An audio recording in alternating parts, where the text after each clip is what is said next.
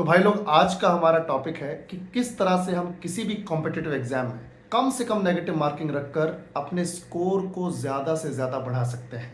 मैंने पिछले 6 सालों में बहुत सारे एस्पिरेंट्स को पढ़ाया है और उनके टेस्ट पेपर्स भी चेक किए हैं। उन सारी चीज़ों को ऑब्जर्व करने के बाद मुझे ये रियलाइज़ होता है कि जो बच्चा अच्छा स्कोर कर रहा है और जो एवरेज स्कोर कर रहा है, इन दोनों के लिए ही नेगेटिव मार्किंग बहुत ज्यादा हद तक रिस्पॉन्सिबल है। तो भाई लोग, आप सभी को अपने किसी भी कॉम्पिटिटिव एग्जाम में बैठने से पहले ये आर्ट सीख लेनी चाहिए कि मिनिमम नॉलेज के साथ मैक्सिमम स्कोर कैसे किया जाए। मैं इसके लिए आपको कुछ टिप्स बताता हूं, शायद वो आपके काम आ जाए। इन टिप्स से पहले मैं आपको एक बात और बताना चाहूंगा कि जब भी आप किसी कॉम्पिटिटिव एग्जाम में जाएं तो बिल्कुल भी ये सोच कर ना जाएं कि जितने भी क्वेश्चंस वहां पर आ रहे हैं एग्जाम में, आप उन सारे के सारे क्वेश्चंस को अटेम्प्ट करेंगे। ये बिल्कुल भी जरूरी नहीं है। तो भाई लोग, फर्स्ट स्टेप ये है कि आपको अवॉइड करना होगा रीडिंग एरर्स को, क्योंकि हम लोग कई बार क्वेश्चन को इतनी तेजी से पढ़ जाते हैं कि क्वेश्चन में एग्जैक्टली पूछा क्या गया है वो हमें पता ही नहीं चलता।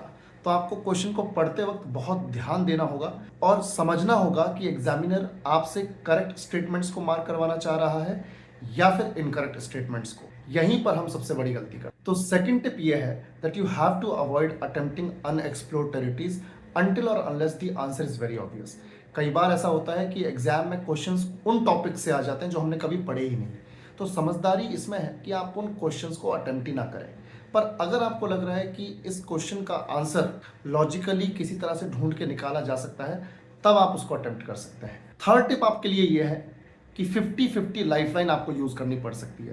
देखिए, कई सारे क्वेश्चंस ऐसे होंगे जहां पर आप दो ऑप्शंस को तो एलिमिनेट कर पा रहे हैं। आपको पता है कि ये दो ऑप्शंस तो आंसर्स हो ही नहीं सकते, उनको आपने एलिमिनेट कर दिया, बच गए दो। वहां पर कंफ्यूजन होती है, तो वहां पर आप अटेम्प्ट करने का रिस्क ले सकते हैं। तो भाई लोग, लास्ट टिप ये है that you need to revise your content at least 2-3 times. क्योंकि जब हम रिवीजन नहीं करते हैं और हमारे पढ़े हुए टॉपिक से क्वेश्चंस आते हैं तो हमें उनमें भी डिफिकल्टी होती है और उन क्वेश्चंस के भी गलत होने के चांसेस बढ़ जाते हैं। तो रिवीजन अच्छे से करना बहुत ज़रूरी है।